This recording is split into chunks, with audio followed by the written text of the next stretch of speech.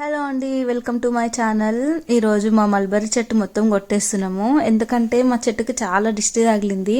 ఎప్పుడు చూసినా ఈ చెట్టు చుట్టే తిరుగుతుంటారు పండ్ల కోసము. ఈసారి అయితే అసలు పండ్లు కాయట్లేదు, మొత్తం ఇట్లా ఎండిపోయినట్టు అయిపోతుంది అనమాట. అందుకని చెప్పేసి ఈరోజు చెట్టు అంతా కొట్టేస్తున్నాం మేము.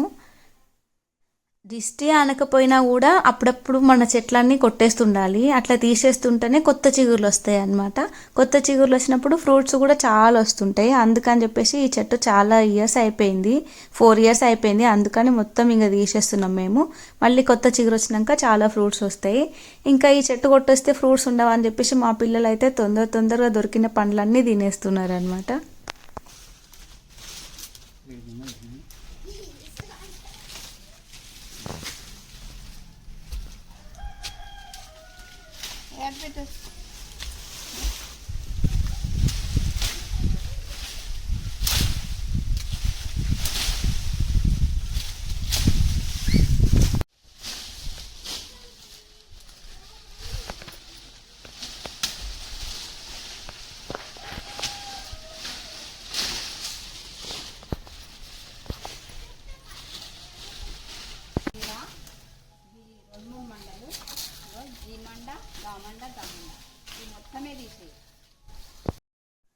మా గేటుకున్న లైట్ చూడండి, ఇన్ని రోజులు ఆ చెట్టు లోపల నుండి కనిపించలేదు. ఈరోజు కొంచెం కొంచెం చెట్టు కొమ్మలు కట్ చేస్తుంటే అది కనిపించింది.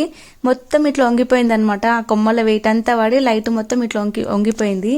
ఇంకా మా మామయ్య దాన్ని సెట్ చేస్తున్నాడు అనమాట. అసలు ఇన్ని రోజులు కనిపించనే లేదు, గమనించలేదు మేము.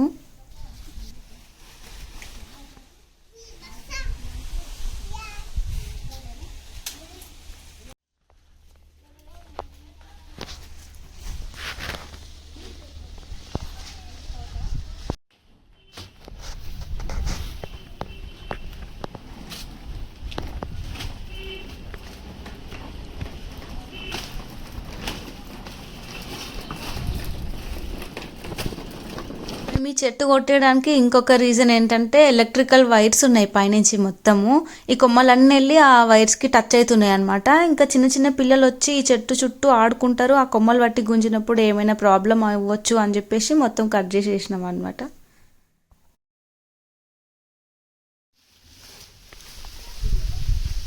మేము ఈ మల్బరీ చెట్టు కొట్టేస్తుంటే ఈమె వచ్చింది, ఇంటి పక్కన ఉంటుంది. వాళ్ళకి చాలా మేకలు ఉన్నాయి, వాటి కోసం కావాలి అని చెప్పి తీసుకెళ్తుంది. ఇంకా మేము కొట్టిన చెట్టు అంతా వాళ్ళకే ఇచ్చినాము, అన్ని మేకలకి వేసేసింది అనమాట ఆమె.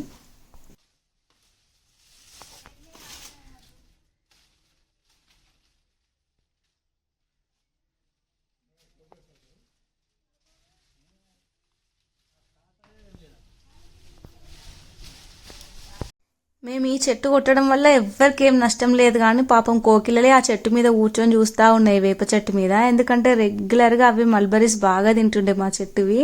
ఇప్పుడైతే వాటికి దొరకవని పాపం బాధపడుతున్నట్టున్నాయి. వీడియో నచ్చితే లైక్ చేయండి.